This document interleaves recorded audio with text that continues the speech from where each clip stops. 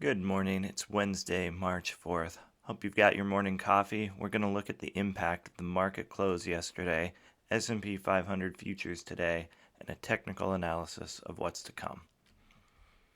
Last week in the S&P 500, we hit a key line of resistance and we're not able to break out of this resistance. That's demonstrated by this dark blue line here. This line has tracked the entire bull market going back over 10 years. As you can see, we have not surpassed this line of resistance anytime within these last 10 years.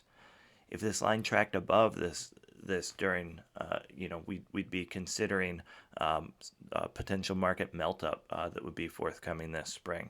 However, I think sentiment is changing in that we're starting to see this line of resistance may not be passed.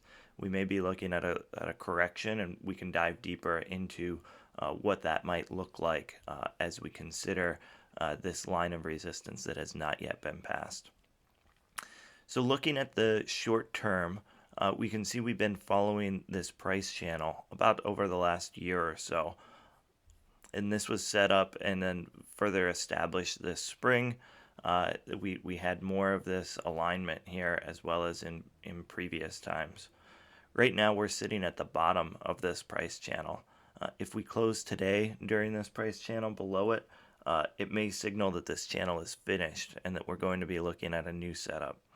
As mentioned previously, we have this line of resistance that unless the markets have been going strongly bullish, is going to be challenging to overcome.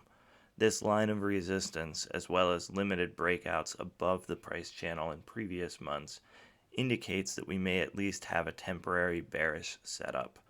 To see how this setup may occur, let's look at the S&P 500 futures for today. Yesterday's markets closed right at that line of resistance. If we zoom in here, we can see we closed right at that line of resistance. Since that time, we've been seeing the futures down, and we're set up for a likely negative open. Today's market close will really be a key driver, and we're keeping an eye on where it closes today. If it closes above, it may be an indicator that we can get back up above this line of resistance. If it closes below, we may be looking at a future downturn. We'll keep an eye on this, and if you like this video, subscribe below to get all the updates as we follow the S&P 500.